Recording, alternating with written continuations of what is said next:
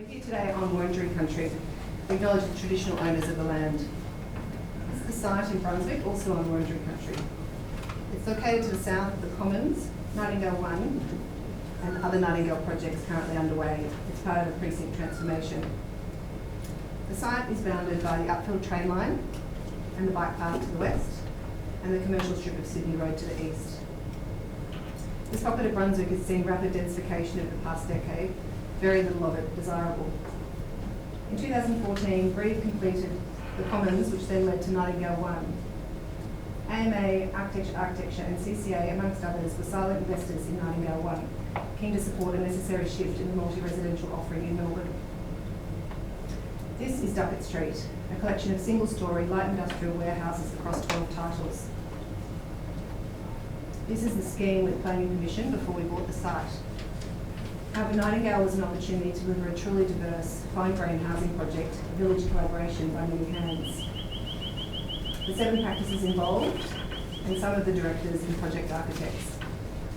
Generously, Wawala sold their site to then Nolan City Council to enable them to build Bullabek Park, a much-needed green space for the community. So this is the site and each of the buildings. As well as design architect, each practice was the developer for their project. Collaboration is an important aspect of the village. The 6 firms worked closely together, established practices mentoring emerging practices with energy and ideas coming the other way. Collaboration also took the form of peer reviews, including all practices in the design phases, resulting in shared knowledge, but also architectural outcomes, such as the shared light court between Evergreen and Parklife, which provides much amenity to those buildings. Collaboration again is evident in the delivery methodology. 1 drawing set from our documenting architect Hayball, 1 contract, 1 builder. The efficiency of this cooperation had concrete expression in the shared services and facilities, a single substation, car park, and trenching between sites across Duckett Street, all of which allow the facades to be freed up for maximum activation, as shown in this slide. Pedestrian access, seen here, hatched in the centre is Duckett Street. Through extensive consultation with Melbourne Council and designed with open work, the village was able to pedestrianise most of Duckett Street for the benefit of the broader community.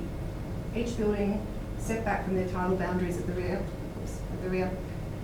to create a local pedestrian laneway we call the Southern Mews, and the internal lane within Parklife connecting Duckett Street and the park at ground floor.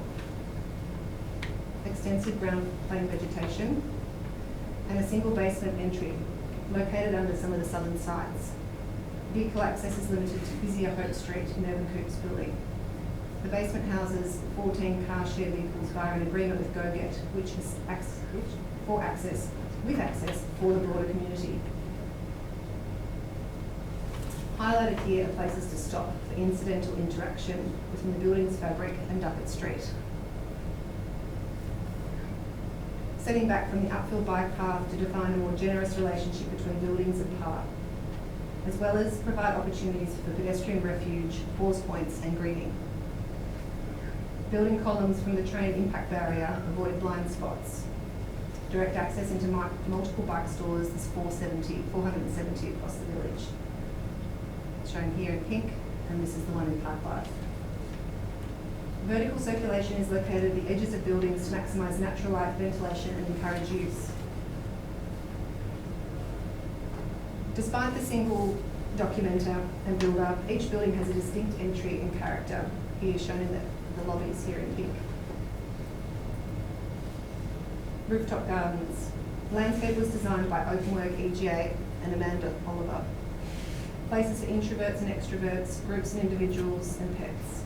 Space for recreation and somewhere to dry the washing, adjacent to the communal rooftop laundries in each building. Andy Fergus says the laundries are the most social areas of the building.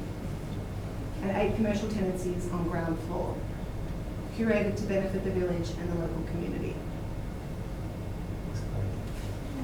So this is a page of our sustainability principles. I won't go into it because it's all documented for you, but obviously it's a core value of Nightingale, as is social housing. This is Val from Evergreen. There are 27 apartments pre-sold to community housing providers, Housing Choices Australia and Women's Property Initiative. Importantly, they're blindly integrated, which means seamless, cohesive communities in the village. Building a nurturing community is a core value of Nightingale. The resident groups of each building were formed before construction even began and started to form supportive networks, friendships, respect and kinship. The architecture fosters connection, spontaneous interaction, and the self-selecting groups tend to have shared values and priorities. Importantly, the communities are comprised of people of all ages and diverse family units.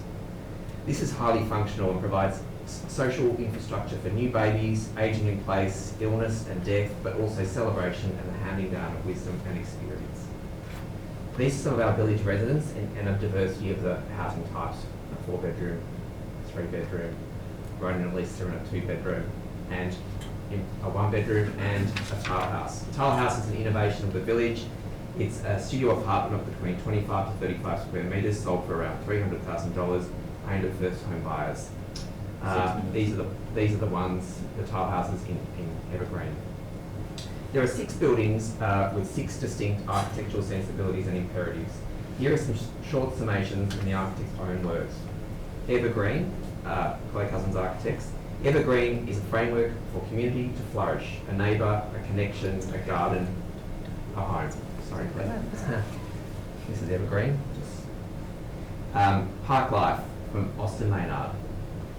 Sorry, that was Evergreen. With its distinctive mountainous roofline and unique amphitheatre, Park Life is a community-focused building with a variety of social and communal areas that achieves energy rating of 9 stars. Left Field by Kennedy Nolan. For Kennedy Nolan, our Nightingale was an exercise in providing the quality and domestic comfort of our single residential projects for our Left Field residents, using colour, texture, intensity, playful form, and an Amanda Oliver garden. Hayball's courtyard. The courtyard is designed from the inside out. The thoughtfully landscaped central courtyard gives the building its name and provides the formal mechanism to achieve a heightened sense of community, foster visual connection, abundant natural light, and ventilation between all the apartments. Sky House by Breeze. Sky House, study in efficiency, material simplicity, small footprint living, and affordability. Urban Coop by Architecture. Urban Coop were a pre-established group wishing to live as an intentional community with the shared facilities to support their desire to live with common purpose. This is the first vertical co-housing community of its kind in Australia. Okay, there's statistics. So there is so much to say, but we will leave you with this. The Nightingale Village is unique and uniquely good. It was delivered by architects as developer, a brave and substantial undertaking embarked upon to effect positive change in a contentious market, and the effect is discernible in the market today. At the village, a large piece of authentic city making has occurred, and it has been led by your colleagues. To finish, I'll read an email from my fellow director, Kennedy Nolan, Victoria Reeves, and Left Field, Clare Cousins from Clare Cousins Architects, the powerhouse director of the village. As I sat in Duckett Street on Saturday, I was struck by the slow burn activism and neighbourhood shaping that the village represents, and reflected with pride and relief on what could have been here. Thank you.